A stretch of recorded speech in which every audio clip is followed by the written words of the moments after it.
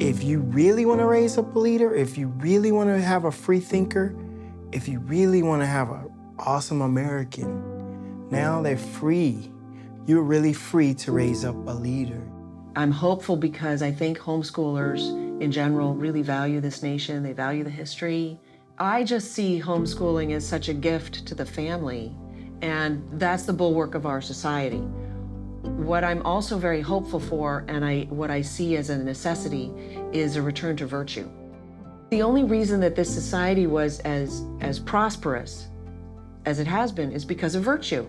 And so if we lose this virtuous attitude that we used to have, and that's slowly, I think, being eroded, if we completely lose it, society is doomed, because there aren't enough laws to pin you into a position of virtue. Yes, we have the opportunity to equip them academically to do excellent work throughout the rest of their life. We are taking this very seriously, that we are preparing our children to do what God calls them to do.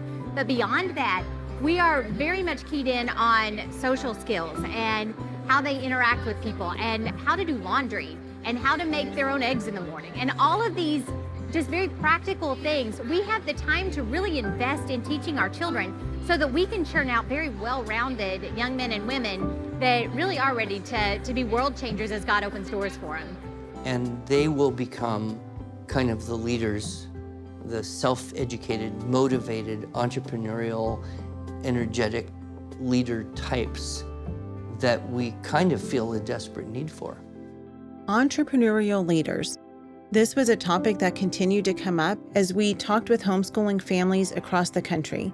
So many of the families we met were building family businesses, running farms, and serving their communities. So homeschooling and home business blend really well together. There's that creative, independent, do-it-your-own-way streak and a lot of flexibility, but there's a lot of responsibility as well.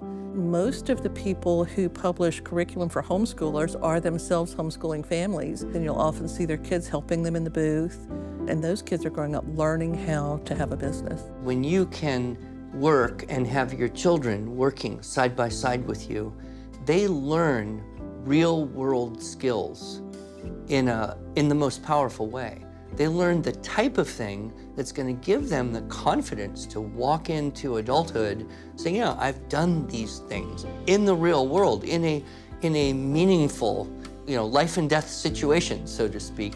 This is Mr. Josh Tolley, take 3. Good job. This was no surprise to us. As we traveled the country to film this movie, our kids were vital to the work. We got to experience the joy of working with them, and they built valuable skills and memories that will last throughout their lives. And one of the things John Taylor Gatto, in his book Underground History of American Education, one of the things he points out is that what every 13-year-old wants and needs more than anything else is exactly what schools prevent. It's all artificial, it's all contrived. The only thing that really means anything is a report card, and that doesn't mean anything anyway. How do you get from there to here? And I think homeschooling with home business is the best possible combination. Homeschool families have an amazing opportunity when it comes to teaching their children about entrepreneurship, because great entrepreneurs have to do something that isn't easily replicatable.